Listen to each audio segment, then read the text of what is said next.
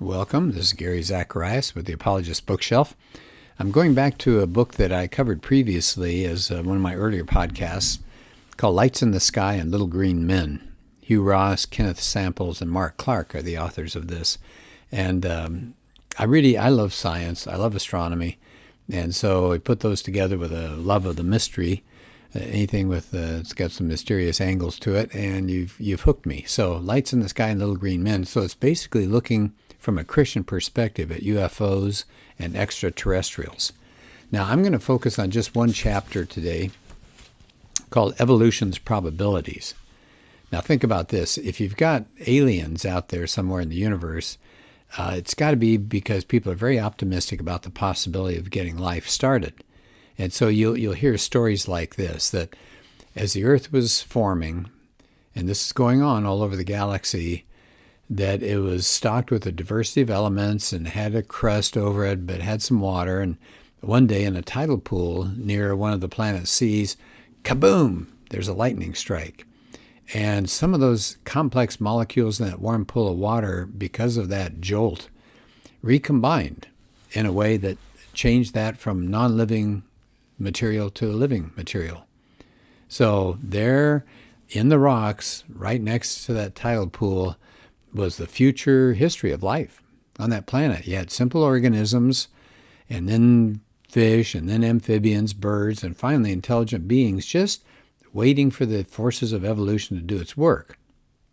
And so that happened on the Earth, and it happened all across the universe. So intelligent beings on other planets would develop their society and their technology, and then they'd get curious, and they would build some kind of spacecraft to take them from their world to ours.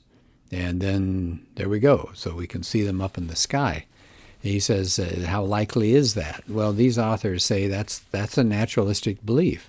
There's no God involved, and that if you just got the right mix of simple hydrocarbon molecules in the right pond, or maybe some mud, and you had lightning or some kind of energy input, that you end up over time producing a simple organism. And then once you got those organisms going, then they're on the way. They're going to evolve along natural pathways and give us advanced plants and animals, eventually beings like us that can figure out things to propel spaceships, and bingo, they're here.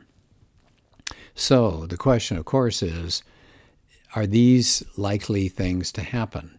So they have 4 reasons, and we'll talk about each of the 4 in just a second. They have 4 reasons that are scientifically established conclusions to say that that's not happening. The idea that you get evolution is not going to occur as easily and as quickly as many scientists believe. So here are the 4 reasons, and we'll take a look at each one. Number 1, the Earth hasn't been here long enough for life to have risen by natural means. Number 2, the conditions weren't right on the early Earth for life to begin naturally. Number 3, life couldn't have come to Earth from space. If it can't come starting here on the Earth, maybe it came to us via space. And these 3 authors say no.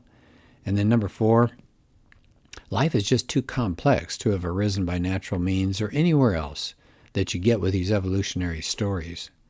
So here we go. Number 1, has the Earth existed long enough for life to have risen? No. It says the enormous complexity of even just the most basic life form defies description. And so evolutionists understand how slowly existing life forms change. They need tons and tons of time, a lot of time. But in 1992, a paper came out by a couple of authors who were looking at origin of life, and they argued that life actually began and died out and began again repeatedly on Earth. And that suggests if it can happen that often, that's rapid appearance of life. That seems way more difficult considering how evolution supposedly works. For example, the way life appeared very early in the Earth's history. Here's the story, the story that scientists now understand. The lunar meteorites that they've examined let us know that the Earth's crust was molten until about 3.9 billion years ago. So you're not going to get life before then. But fully formed cells are popping up as far back as 3.5 billion years. And limestone, which is made of organic remains, dates back to 3.8 billion years. So in other words, what are they saying? Forms of life existed within 100 million years of the Earth's surface cooling. So whenever somebody shows you a graph or an illustration of this Earth being here for, let's say, 4 billion years, let's round it off. So you look at that and you think, well, that's a long time. You got 4 billion years to play around and try to get molecules to come together. But you don't have 4 billion years, as they said here. You've got no life and then life within 100 million years. And so life abounded on Earth as early now, they're saying, as 3.86 billion years ago. So now that time window has shrunk to something like 40 million years. And new findings are suggesting the window may be even narrower than that. So maybe 10 million years. Wow. So they said the conclusion is that bombardment from space destroyed the fragile web of life again and again, and yet life popped right back in. How is that possible with evolution being so slow? Okay, so here's a second problem that they say with evolution, this view. Conditions weren't right on the Earth at the beginning for life to pop up naturally. Well, what have scientists said? Well, for a long time, they've had this primordial soup idea. And that's that story I told at the beginning here. You have a warm pond and wet mineral surfaces. They have life-building molecules. And kaboom, lightning or something happens and brings life about. But here's the bad news. All the ideas of these different kinds of soups have failed to produce anything remotely resembling life. They said you just get a random distribution of the very simplest of life's building blocks. And they give you an example here. Life chemistry demands that nucleotide sugars have to be right-handed. That means their hydrogen molecules are on one and the same side, and that all the active, well, it says most of the active amino acids, 19 out of 20 of them, have to be left-handed. They have their hydrogen molecule on the opposite side. So they said they've done decades of research and they've had new technology and just a ton of lab work gone on. Researchers can't come close to lining up the molecules with the correct handedness. And they can't assemble these molecules in the correct sequence to make life. Oh, that's not good. Well, the existence of the oxygen in the atmosphere also, and the way the ocean was, it guarantees the shutting down of any kind of prebiotic chemistry. So they say, well, what if there's no oxygen on the Earth? Would that help? No. Then you get all sorts of ultraviolet radiation that would penetrate our atmosphere, and that would shut down prebiotic chemistry. So they said either way, that primordial soup explanation for the origins of life fails. Okay, so then scientists say, well, all right, so maybe it's difficult to get life going on the Earth. Hey, what about life coming from space? That's been an exciting new one, right? So some researchers have turned their hopes to the skies. Maybe from the solar system or somewhere else. Maybe life came to our planet. Rocks. We do have some Martian rocks on this Earth. So meteors have blasted out chunks of rock that have made it here. So maybe the opposite could be the case. Martian rocks that had life came to Earth. So maybe it's from the red planet. But the authors point out the same things that rule out Earth as a cradle for life also rule out Mars. There's intense bombardment, and you've got the oxygen with ultraviolet paradox that they talked about before. So it doesn't work. Right? We're probably not going to have Mars as a source. What about space rubble? Maybe it's comets and meteorites, right? So maybe they were like taxi cabs. They picked up molecules in interstellar space and carried it to Earth. Yeah, but there's a huge problem.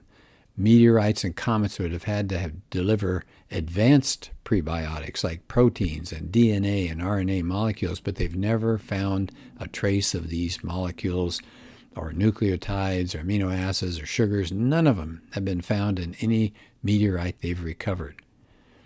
What about life born on the stellar wind? Is that possible? It says life originated somewhere else and just came here via star-generated wind.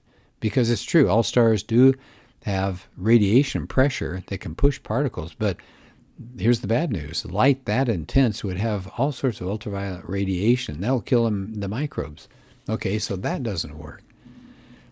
So here they say astronomers can point nowhere in the universe suitable for life sustenance or origination. So where would these things come from? I don't know. They can't find any place in the universe where life could start and be sent to Earth. Last problem, they call it the complexity problem. So it said a huge gulf separates a few amino acids from the simplest living cell. And years ago, there was a biophysicist named Morowitz.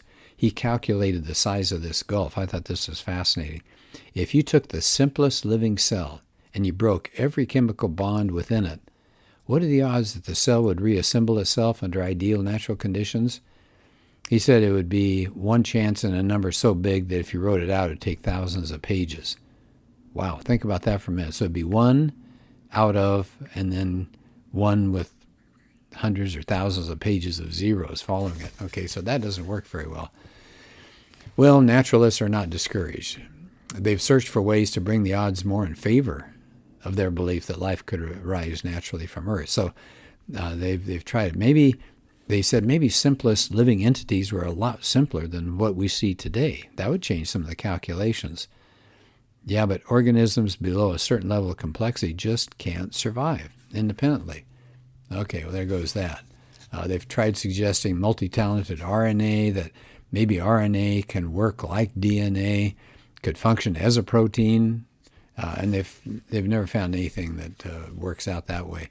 So toward the end of this chapter, kind of interesting, they said, time to give up?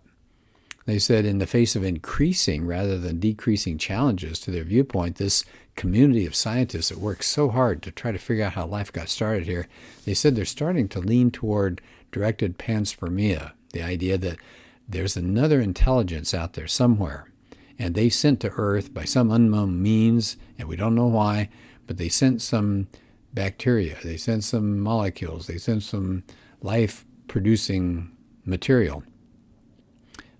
One physicist and author, John Horgan, laments this. He says, science in its grandest sense, the attempt to comprehend the universe and our place in it, has entered an era of diminishing returns. Isn't that an interesting way to put it? And he goes on to say, scientists will continue making incremental advances, but they will never achieve their most ambitious goals, such as understanding the origin of the universe, of life, and of human consciousness. So that's pretty gloomy. These authors, though, say, it starts with the presupposition of naturalism. If you start by saying there's nothing out there beyond matter, space, time, and energy, then the best you can get is what we just talked about here, panspermia or rocks from Mars or whatever, and it's just a dead end. And they said, if you're willing, though, to question the presuppositions of naturalism, you're welcome to the scientific method. That's what it does all the time. When an old hypothesis fails to produce results, you come up with a new hypothesis. So they said what Horgan was talking about there is not the end of science, it's the limitation of a model that rules out any kind of supernature or supernatural being. So here we go. Life, after all, does exist. We have to face it. It's here. Where did it come from? It had to come from their view, an intelligence not within, but beyond the universe. So that's what the authors of this book are suggesting. And they said, of course, this book, the Lights in the Sky and Little Green Men, this is not the place to consider the divine creation of the universe and of life on Earth. So they leave that alone. They said this book is about lights in the sky and little green men, and that's what they're going to focus on. So they talk about all sorts of interesting things in this book, and what they eventually come to, their conclusion is that, yes, there are some kind of UFOs that can't be explained, and their suggestion is that it's demonic in its origin, not from another planet somewhere else. So I'll cover this book again later on, but it's a good one. It's a lot of fun to read. It's got some good science in it as well, but just to try to figure out what in the world is going on up there, because UFOs and all have been back in the headlines lately. All right, well, I hope you enjoyed that, and we'll certainly do another podcast soon. Thank you.